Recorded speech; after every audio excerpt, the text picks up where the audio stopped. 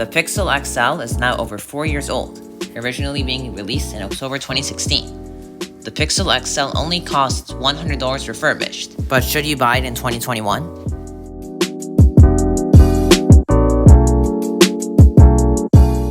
Let's talk about the design. The design is okay. It's not beautiful, but it's also not ugly. It's a pretty standard looking phone with an interesting looking back, half glass and half metal.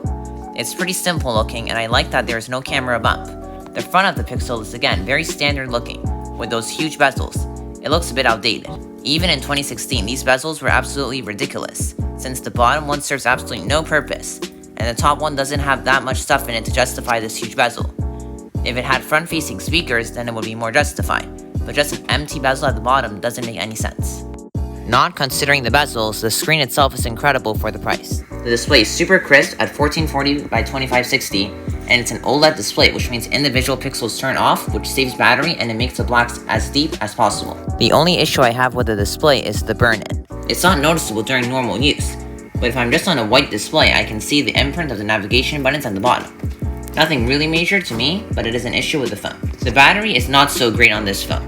When it's charged to 100%, I can really see it going down really quickly. It is a 3450 mAh battery, so it's definitely not that small, but it doesn't perform great. It's usable, but if you're looking for a battery that will last, this is definitely not it.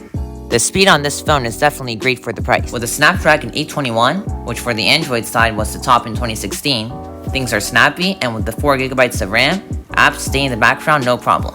I really like the speed of this phone, and paired with the stock Android experience, it's very optimized.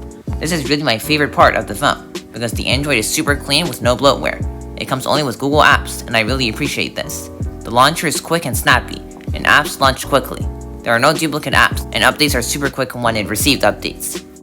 Android 10 introduced a few new features to this phone, such as dark mode and gesture control.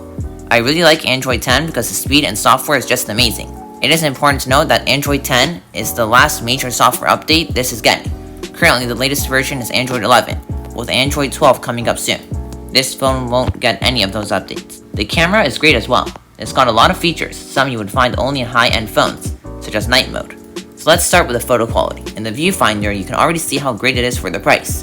But once it takes and processes it with Google's incredible software, it truly looks amazing, especially for $100. It's got lots of features too, such as night mode, which works like magic. It also has focus mode, which works like portrait mode, but it's not that great. But I'm really impressed by the night mode. I can take a picture in pitch black, and like magic, it takes an amazing picture. Video is good enough for the price, since it can do 4K at 30 FPS with OK image stabilization. But this phone also has several other features, for example, a fingerprint sensor on the back. It's reliable, but it's not as fast as other Android phones. And of course, with the Pixel, photos also upload themselves to Google Photos at full quality once you take a picture.